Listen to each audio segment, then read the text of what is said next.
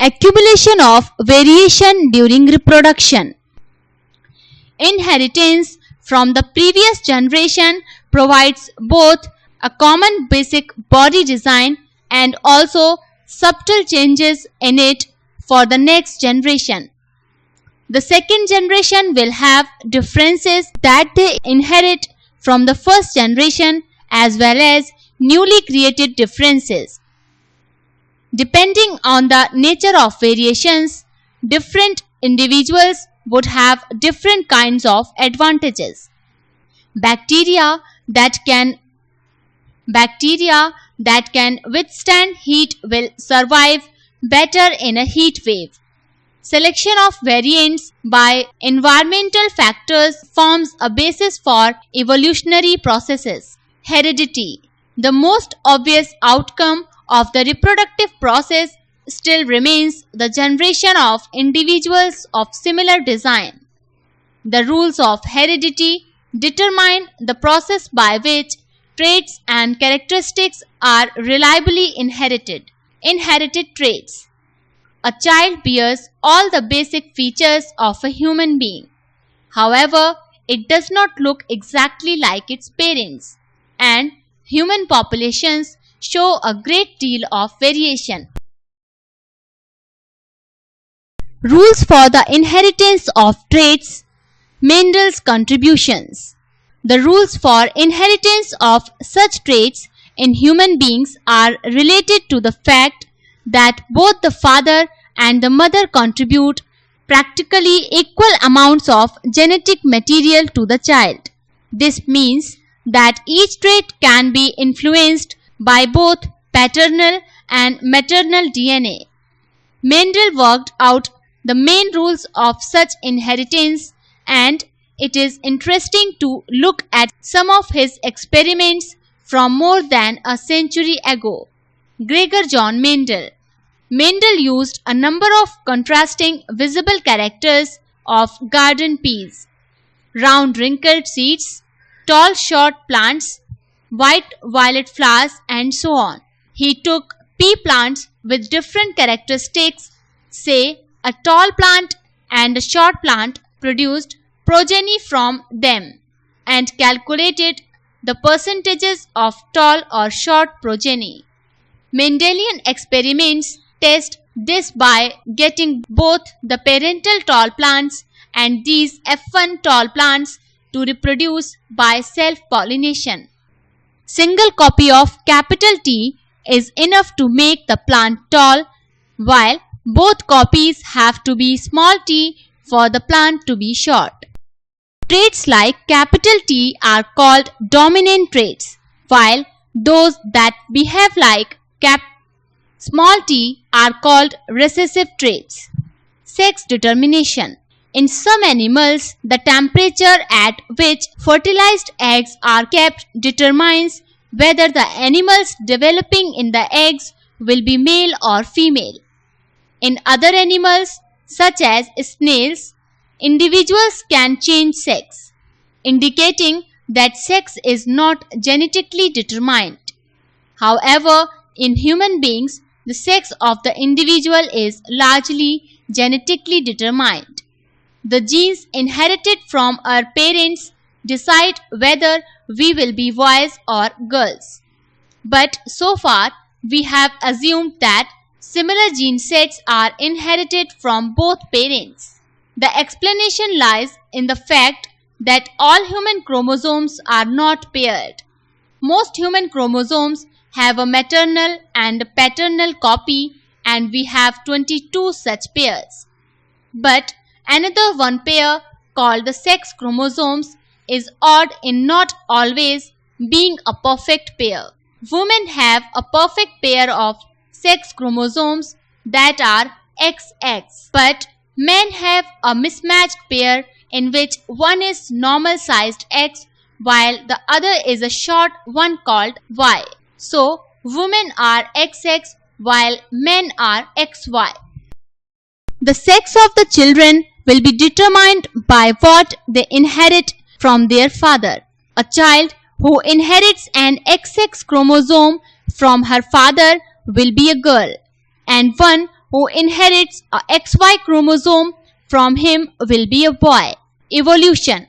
The frequency of an inherited trait changed over generations. Since genes control traits, we can say that the frequency of certain genes in a population changed over generations. This is the essence of the idea of evolution. Acquired and inherited traits. We discussed the idea that the germ cells of sexually reproducing populations are made in specialized reproductive tissue. If the weight of the beetle is reduced because of starvation, that will not change the DNA of the germ cells. Change in non-reproductive tissues cannot be passed on to the DNA of the germ cells. Therefore, the experiences of an individual during its lifetime cannot be passed on to its progeny and cannot direct evolution. Charles Darwin, who came up with the idea of evolution of species by natural selection in the 19th century.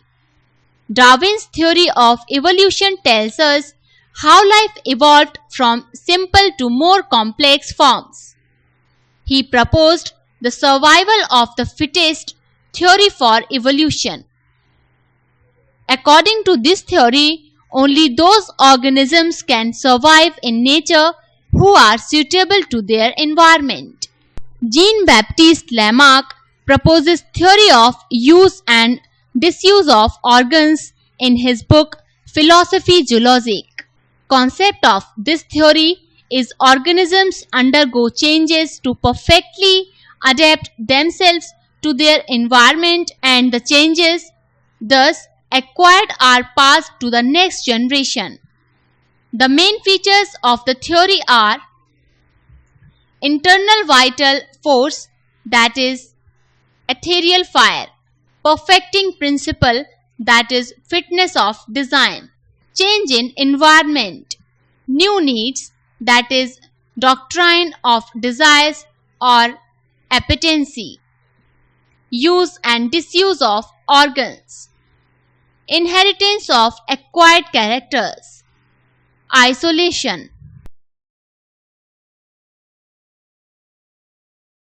J.B.S. Haldane, a British scientist, suggested in 1929 that life must have developed from the simple inorganic molecules which were present on Earth soon after it was formed.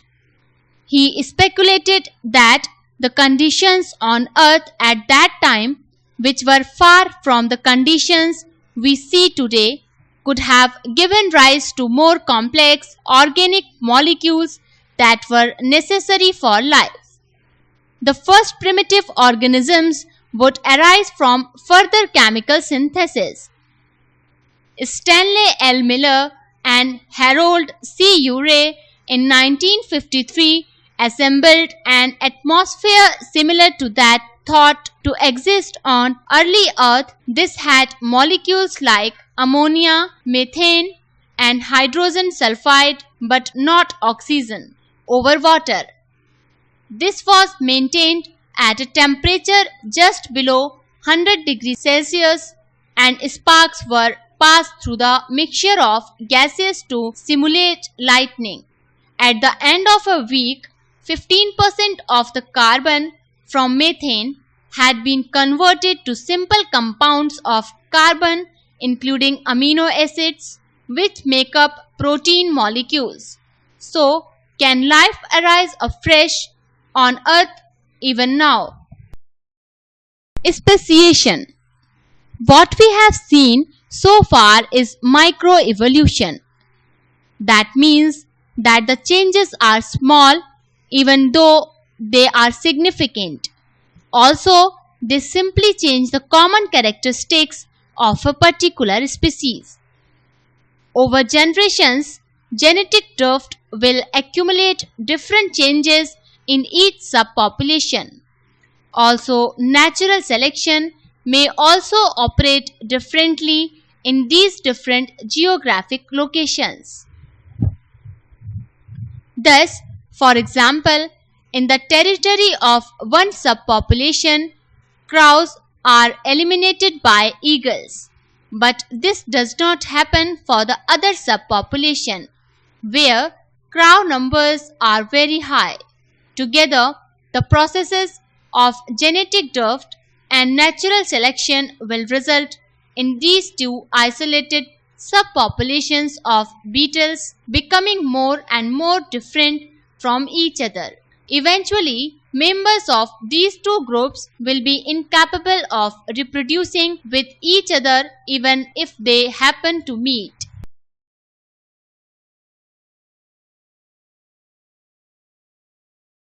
The DNA changes are severe enough, such as a change in the number of chromosomes.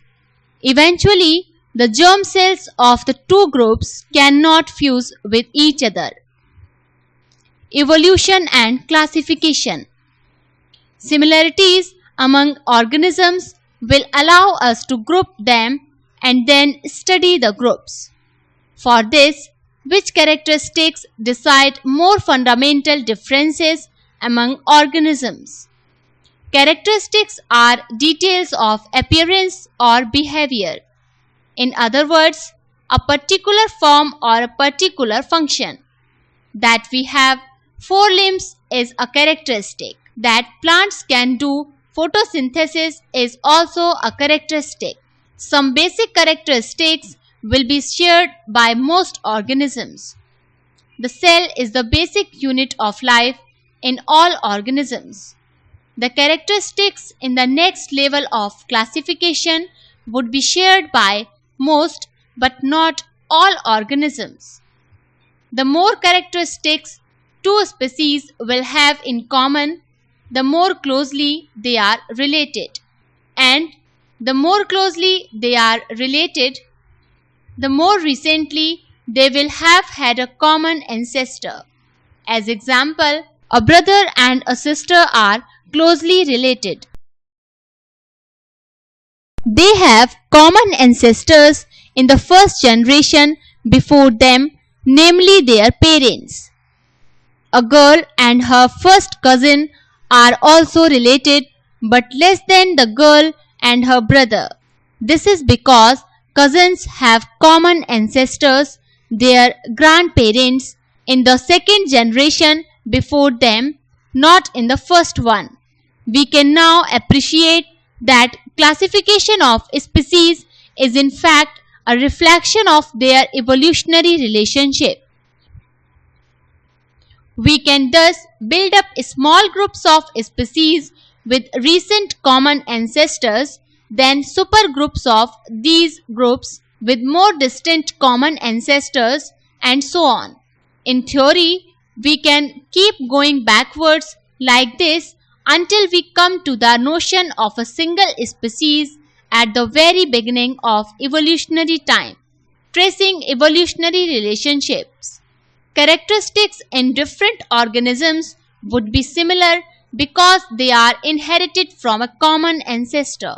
As an example, consider the fact that mammals have 4 limbs, as do birds, reptiles, and amphibians. The basic structure of the limbs is similar, though it has been modified to perform different functions in various vertebrates. Such a homologous characteristic helps to identify an evolutionary relationship between apparently different species. Before we jump to this conclusion, let us look at the wings of birds and bats more closely. When we do that, we find that the wings of bats are skin folds stretched mainly between elongated fingers. But the wings of birds are feathery, covering all along the arm. The designs of the two wings, their structure and components are thus very different. They look similar because they have a common use for flying, but their origins are not common. This makes them analogous characteristics. Fossils. Usually, when organisms die, their bodies will decompose and be lost. but every once in a while, the body or at least some parts may be in an environment that does not let it decompose completely. If a dead insect gets caught in hot mud, for example, it will not decompose quickly, and the mud will eventually harden and retain the impression of the body parts of the insect. All such preserved traces of living organisms are called fossils. If we dig into the earth and start finding fossils, it is reasonable to suppose that the fossils we find closer to the surface are more recent than the fossils we find in deeper layers. The second way of dating fossils is by detecting the ratios of different isotopes of the same element in the fossil material. How do fossils form layer by layer? 100 million years ago, some invertebrates on the seabed die and are buried in the sand. More sand accumulates and sandstone forms under pressure. Millions of years later, dinosaurs living in the area die and their bodies too are buried in mud. This mud is also compressed into rock. Above the rock containing the earlier invertebrate fossils, again millions of years later, the bodies of horse-like creatures dying in the area are fossilized in rocks above these earlier rocks. Evolution by stages. The eye like the wing seems to be a very popular adaptation. Insects have them, so does an octopus, and so do vertebrates.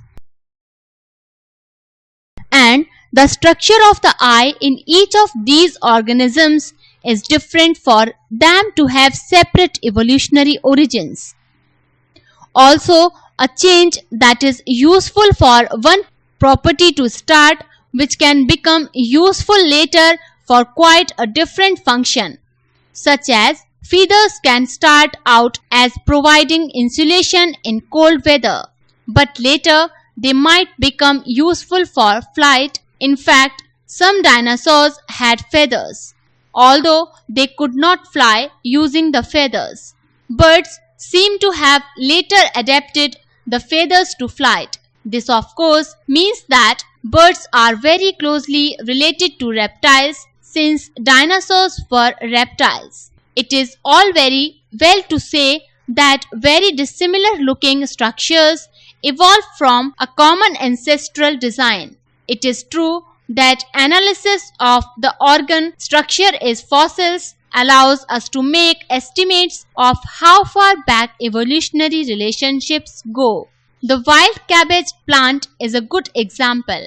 Humans have, over more than 2000 years, cultivated wild cabbage as a food plant and generated different vegetables from it by selection. This is, of course, artificial selection rather than natural selection. So, some farmers have wanted to select for very short distances between leaves and have bred the cabbage we eat. Some have wanted to select for arrested flower development and have bred broccoli, or for sterile flowers and have made the cauliflower. Some have selected for swollen parts and come up with kohlrabi. Some have simply looked for slightly larger leaves and come up with a leafy vegetable called kale. The changes in DNA during reproduction are the basic events in evolution. If that is the case, then comparing the DNA of different species should give us a direct estimate of how much the DNA has changed during the formation of these species. This method is now extensively used to define evolutionary relationships. Evolution should not be equated with progress. In fact, there is no real progress in the idea of evolution. Evolution is simply the generation of diversity and the shaping of the diversity by environmental selection. The only progressive trend in evolution seems to be that more and more complex body designs have emerged over time. Human evolution. There is a great diversity of human forms and features across the planet. So much so that for a long time, people used to talk about human races. Skin color used to be the commonest way of identifying these so-called races. Some were called yellow, some black, white or brown. Over recent years, the evidence has become very clear. The answer is that there is no biological basis to the notion of human races. All humans are a single species. We have lived for the past few thousand years. We all come from Africa. The earliest members of the human species, Homo sapiens, can be traced there. Our genetic footprints can be traced back to our African roots. A couple of 100,000 years ago, some of our ancestors left Africa while others stayed on.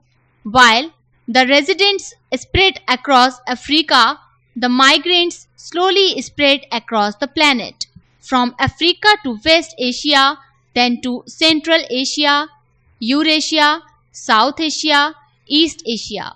They traveled down the islands of Indonesia and the Philippines of Australia, and they crossed the Bering Land Bridge to the Americas.